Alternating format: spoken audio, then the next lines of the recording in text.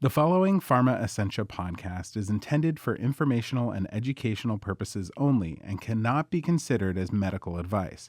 Please speak to a healthcare professional before making any treatment decisions. Hello, listeners. Hello, viewers. Welcome back. Can you believe it? I can't believe it. To season not 1, not 2. Season 3 of this little podcast we got going here. Which got a little facelift in between seasons. She's looking young. She's looking fresh. She's looking new. I am your host, Kay Vermeil. I am also your host, Josh Bragg. And we are positively delighted. Elated. Thrilled to introduce to you the MPN Pod, Stories from the Marrow. That's the myeloproliferative neoplasm podcast if you want to get real formal about it.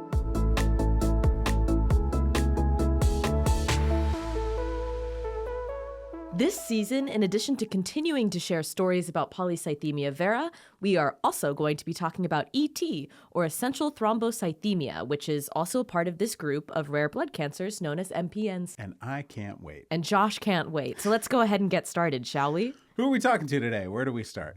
My name is Dr. Tyler Parsons. I am originally from Michigan, and I currently live in St. Louis, Missouri. I am finishing a postdoctoral research fellowship there at Washington University in St. Louis School of Medicine, where I actually studied the disease biology of MPNs and the progression of MPNs to secondary leukemia. Oh, awesome. I love starting with a healthcare professional. They're so good at table setting everything you need to know about PV and MPNs in general. Listen, I know you're excited, but you have to let the man finish. The new year, Kay. Get used to this kind of initiative. I happen to be a PV patient myself, and I also am, while finishing this postdoc, I'm now at the time where I'm interviewing for opening up my own research lab and hoping to move and begin that soon. Okay, you were right. I should have let him finish. Oh, one more time? I didn't quite catch that. You were right. Thank you. But I was also right to be excited. Tyler's going to have such a unique perspective in this, being a patient himself in addition to his doctoral and research experience. I had my first symptom when I was 17. Every test came back normal. I think one of the hardest things is just the cycle of feeling totally fine and then feeling really bad. There was a lot of advice that I was receiving that was telling me maybe you should take a break, or maybe you should finish your PhD, but take a break between the next phase.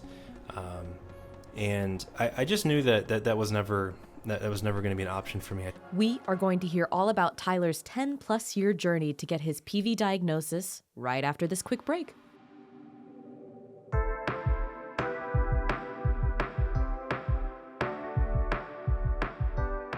So, you're learning about myeloproliferative neoplasms on the MPN Pod, Stories from the Marrow. Now get ready to take the next steps on your PV journey with Piece Together PV, previously What's Next PV, an educational site on everything Polycythemia Vera. Though the name is changed, the mission remains the same: to empower people with PV to learn about their options, speak up, and make informed long-term decisions. Piece Together PV can help you understand test results, set health goals, and make a plan to advocate for yourself. Check out piecetogetherpv.com to learn more.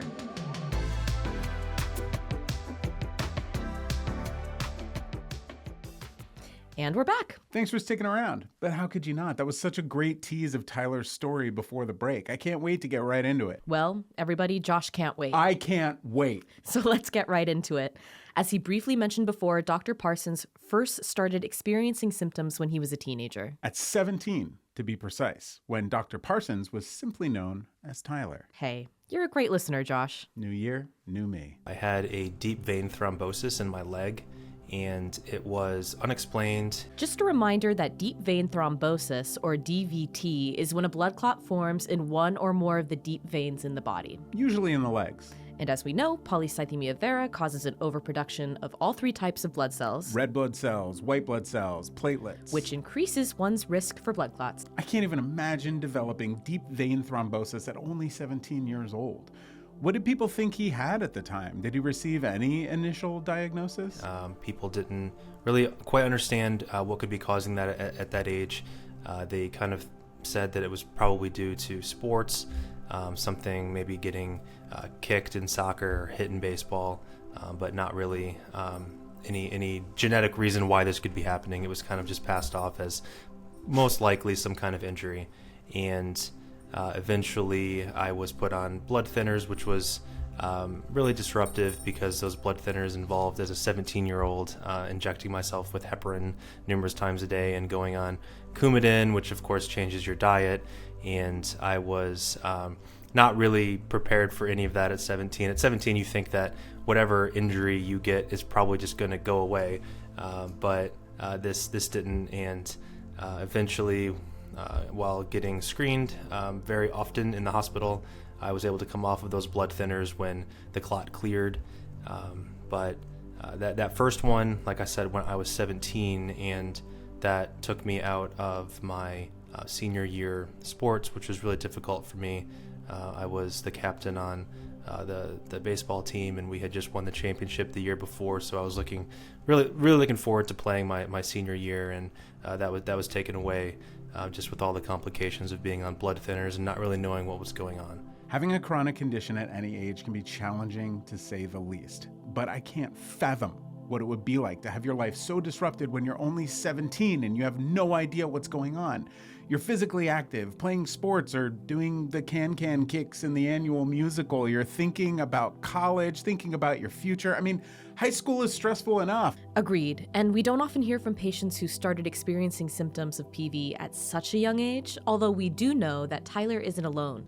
Experiencing symptoms while so young is rare, but not as uncommon as you might think. In fact, did you know that people aged 15 to 39 years old may now account for up to 20% of MPN diagnoses? Whoa, no, I had no idea. Wait, so Tyler graduates high school. What happens next? And then I had more symptoms as I progressed into college. I had a clot again in the same exact spot, and it was kind of written off as most likely some kind of long-standing vascular damage because it was in the same spot. Was put on blood thinners again and came off of them once the clot cleared.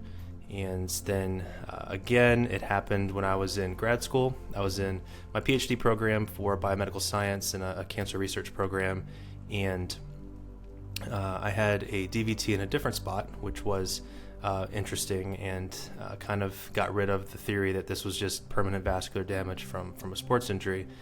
And again, put on blood thinners. Every test came back normal. I was just doing very standard hematology tests, and everything was coming back normal. When I was 17, I did all of the pediatric tests, and then as an adult, I did all of the adult tests, but everything kept coming back normal.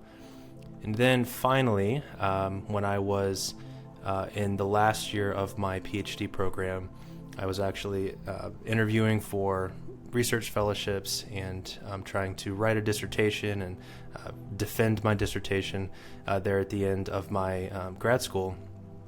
I developed really strong pain in my abdomen, and again, just kind of, it'll go away just like everything else always does, and just kept putting it off until I couldn't anymore, and the pain was just too much. I went to the doctor, and they ended up finding a clot in my liver, spleen, and mesentery, which of course hospitalized me. That's one of the more serious side effects that you can receive as a polycythemia vera patient, but at the time I still didn't have a diagnosis. So he's doing what's most likely the hardest work of his entire life, defending his dissertation, and Tyler's still undiagnosed symptoms are sending him to the hospital? I mean, how scary is that? You know something's up with your body, your health, it's making your life significantly harder, you're developing life-threatening symptoms, and you have no idea what's going on. I'll be honest, Kay, I freak out when I have a postnasal drip. Tyler's composure and persistence is remarkably admirable here. You're totally right. And we've talked about this in previous episodes, but the emotional impact of living with just symptoms and no answers can be, well, I want to say stressful, but that word doesn't seem strong enough. It's disruptive, it's disorienting, and so many people who live with rare disease, not just polycythemia vera, experience this period of great uncertainty in their lives. I'm curious about something. Tyler must have been really struggling with a lot, but what, if anything, did he find to be the most challenging aspect of all of this, and how did he handle it? I think one of the hardest things is just the cycle of feeling totally fine and then feeling really bad having pain somewhere. It ends up being a clot, and you have to go on blood thinners, and that's really disruptive to your life, especially depending on what that blood thinner is, and as a teenager, and then it going away, and then you feeling fine again, and then you're not, and you know that this is a cycle that's just going to keep on happening unless something gets figured out. So it was frustrating as a teenager and in my 20s, as you don't really know what's going on or what's causing this to keep happening. But it's just really frustrating when you didn't have answers, even though we were doing all of these tests all the time. Everything was coming back normal, and you just don't really know what's going on. How did Tyler eventually end up finally receiving his diagnosis? It was difficult. I was diagnosed during all of the COVID restrictions at hospitals, so no one was allowed to be in the rooms with me. So as soon as you hear those words and you hear that you have a rare kind of blood disease or you have a rare blood cancer and you're alone, and when you leave that room, and now it's up to you to decide exactly what line you're going to walk, telling everyone when you get back to them.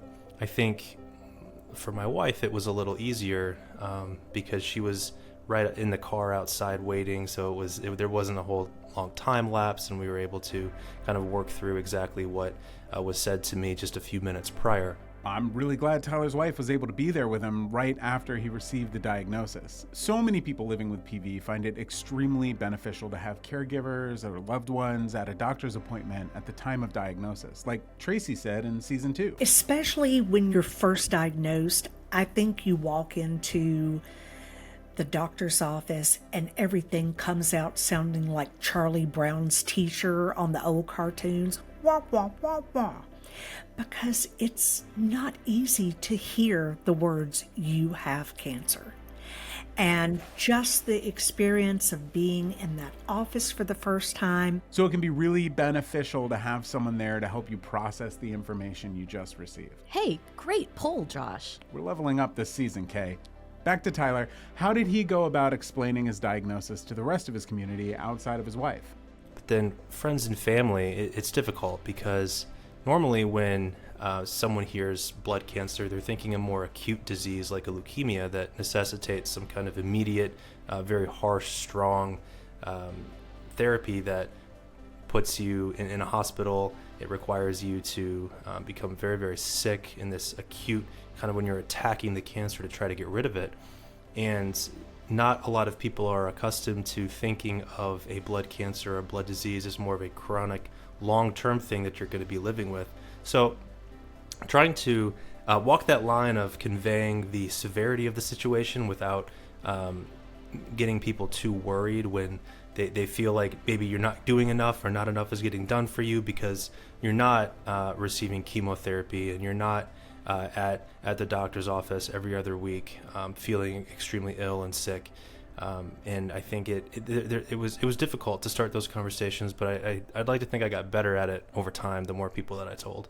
Okay, now I'm wondering if Tyler has any advice for other younger patients who might be experiencing a really similar situation. That cycle of uncertainty, as he put it. I think for younger patients, it's difficult when you begin doing your research and looking up information, whether that be literature that the physicians are giving you or looking up information at Research Foundation websites.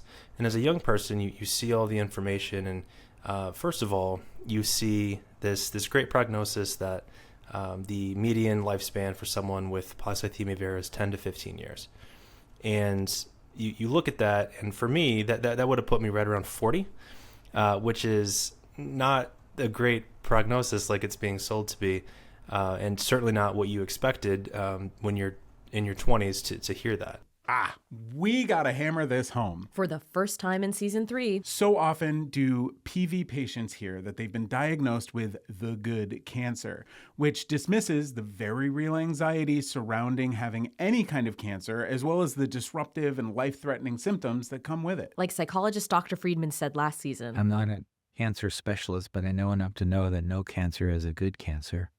Sometimes well-intentioned comments don't feel supportive to rare disease patients.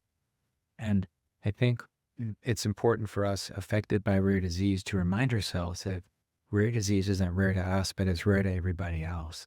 So that person who might make that comment that feels a little insensitive, it's simply not having any experience. It's not a willful or intentional comment to minimize the condition that you have. It's just they don't know. Now that was a great poll, Kay. Josh, you inspired me. And it is important to remember that though these comments about it being a good cancer or that you received a good prognosis are usually not said with ill intent. People these days are inundated with information online, a lot of it being opinions or case-specific medical advice on socials. And through that, younger diagnosed people can end up having some of their anxieties unintentionally dismissed. How would Tyler recommend handling this situation to someone else diagnosed at a young age? So I think for advice that I give to younger patients who are first diagnosed is first to realize that those 10 to 15 year survival rates are based on an average age of a PV patient, which is much older than the average young person who's being diagnosed with PV. So there's a lot of statistics that you can kind of look past when it comes to that median survival and kind of have a little more hope than you might first have when you see that 10 to 15 year survival. But I think another thing that I tell younger patients, so much has come out in the last 10 years and there's so much good research and there's so much in the pipeline right now for MPN patients and Polycythemia Vera patients specifically, that even if that median survival is what you were being diagnosed with, so much has changed and improved in the last 10 years that the next 10 years, I think so much more will actually come out and help Polycythemia Vera patients. There's hundreds of clinical trials currently ongoing for MPNs, and I think the next 10 years are going to be a whole lot better than the last 10, and those were much better than the 10 before that. I'm curious about how his treatment plan evolved as he discovered the root of his condition. We talked about how pre-diagnosis, he was injecting himself with blood thinners multiple times a day. What were his treatment goals and plans post-diagnosis? At the very beginning, the goals were pretty simply just to keep blood counts within normal ranges, and we tried our best to accomplish that with therapeutic phlebotomies by trying to just keep my hematocrit low enough that I was not at such a high risk for clotting. But to keep my hematocrit in the range that we wanted it to be in, I was needing 3 to 4 phlebotomies a month. That's, of course, not sustainable long-term at all. And pretty quickly I was switched to interferon that worked at keeping my blood counts within normal ranges, or at least trending towards normal ranges. This is a good example of why it's so important to communicate with your doctors about your treatment plan. Treatment isn't just about hitting certain numbers or ranges. It's about what works for you within your lifestyle. Multiple phlebotomies a month was not working for Tyler. That's correct, especially since he was pursuing his PhD at the time. Unreal. I mean, how on earth did he handle the stress of both a PV diagnosis and pursuing his degree? I think it was hard. There were a lot of there was a lot of advice that I was receiving that was telling me maybe you should take a break, or maybe you should finish your PhD, but take a break between the next phase. And I just knew that was never going to be an option for me. I think there was a very specific time that I can remember. Like I said, I was doing these interviews at the time, and I didn't want to stop those either. And I actually took one of the interviews from a hospital bed in a waiting room while I was still hooked up to an IV. Of course, they weren't making me do that, the place I was interviewing at, but it was for me, and I just wanted to keep going at the pace and rate that I was going, and I wasn't going to let something like this stop me. He took one of his interviews from his hospital bed? Okay, Superman. I know. I don't even do the dishes when my allergies are bad. I'm seriously impressed. When did Tyler decide he wanted to research MPNs? I definitely was interviewing for these positions before I received my diagnosis, but I started in my current position after I had received my diagnosis. So going back to advice that I was receiving, one of them was definitely maybe you don't want to do that. Maybe you don't want to be knee deep in something every single day that you're also kind of struggling with. But I think it really helps me put things into perspective. Sometimes a research career can be tedious or monotonous, and having kind of a personal reason for continuing and pushing forward in what I think is a really fun research space in the MPN space, I think having a personal motivation has really benefited me. That makes perfect sense to me. I would want to know as much about my diagnosis as humanly possible. Agreed. Has being an MPN researcher with a rare cancer diagnosis impacted how Tyler practices or researches? I think really anyone that you talk to in the MPN space, whether that be a caretaker or a patient, one of the biggest things that people is on the front of people's minds is progression and how to slow that or stop that. And it as a patient, that is certainly one of the top things that I'm always thinking about for myself. And it also happens to be one of the main focuses of the research that I do here at WashU. And I think, again, being able to see it from both sides every single day, I don't really lose track of the why, which I think some researchers might lose that sometimes when they're so far removed from the work that they do. And being able to kind of see the trends of my own genetics and see the trends of my own blood counts and kind of put that into perspective with the hundreds of other patients that patient data that I'm working with as well. I think it's really helped just keep things into perspective, and it helps me stay objective about my disease, which I think is really helped me. A few times in previous episodes, we've talked about how empowering it can be to be informed about your diagnosis. I like how Tyler puts it. The research helps him stay objective about his disease. And I also appreciate his mentioning how he doesn't lose track of the why. The work to him is extremely personal, which leads to patient-focused research. I love that.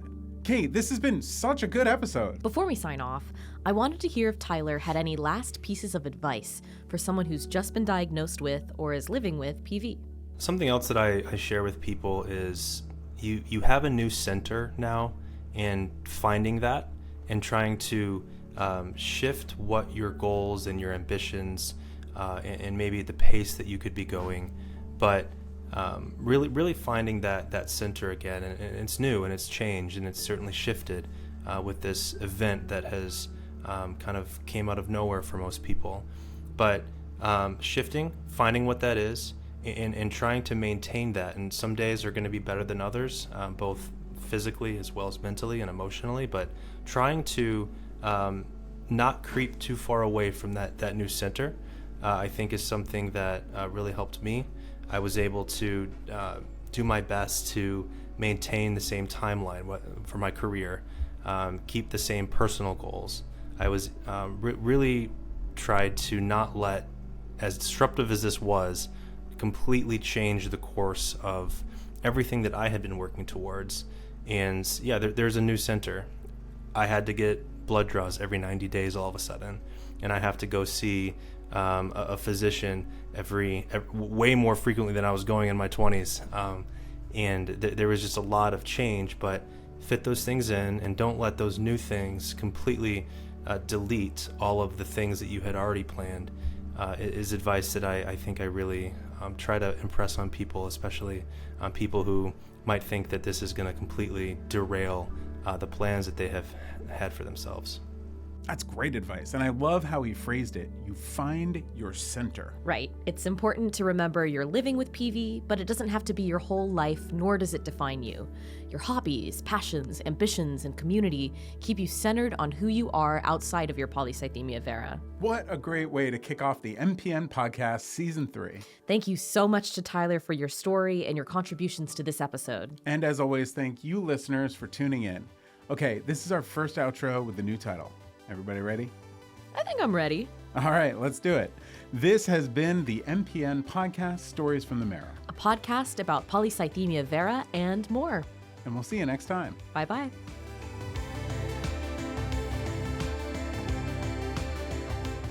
The MPN Pod, Stories from the Marrow, is produced by Believe Limited and Bloodstream Media and made possible thanks to our sponsor, Pharma Essentia. The MPN Pod is hosted by me, Kay Vermeil, and my co-host Josh Bragg. If you like the show, please share it with anyone for whom it might make a difference, and leave us a rating on Apple Podcasts or Spotify. We'll see you next time.